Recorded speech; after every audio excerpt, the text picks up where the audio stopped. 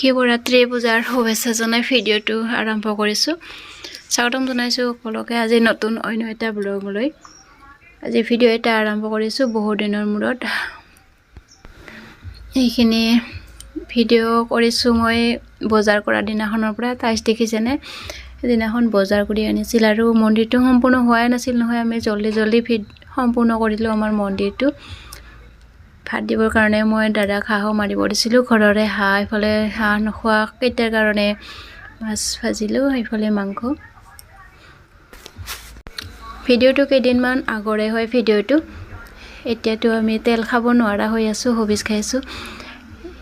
এইখিনি ভিডিঅ' যেতিয়া মই মন্দিৰটো বনাই আছিলোঁ তেতিয়াৰে ভিডিঅ' হয়। হাঁহ মাৰি ভাত দিয়া সময়ত এইখিনি মই চব্জি বনাই আছিলোঁ, সেইখিনিও মই ভিডিঅ' কৰিছোঁ। এইফালে মন্দিৰো বনাই আছিল, মানিমুনি শাক ভাজি দিছিলোঁ। এয়া দেখিছেনে, যিকোনো কাম এটা বহুত আশাৰে কৰিম বুলি ভাবি কৰিব নালাগে। বহুত আশা কৰিলে সেইটো নহয়ে যিকোনো কাম।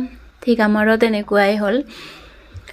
যিমানখিনি আশা কৰিছিলোঁ সিমানখিনি নহ'ল, একোৱেই নহ'ল। আমাৰ আশা কৰোঁতে থাকি গ'ল এনেকৈ। আমাৰ আশা হৈয়ে ৰ'ল। আমাৰ সৰু মইনা কেনেকৈ শুই আছিল দেখিছেনে, মই ভাত বনাই থাকোঁতে তাকো ভিডিঅ' কৰি ৰাখিছোঁ মই। আৰু এইফালে মানিমুনি চাটনি বনাইছিলোঁ।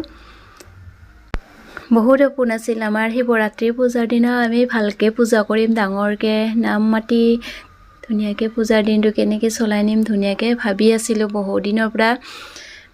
সেইখিনি আমাৰ এনেই গ'ল ভবাখিনি আমাৰ।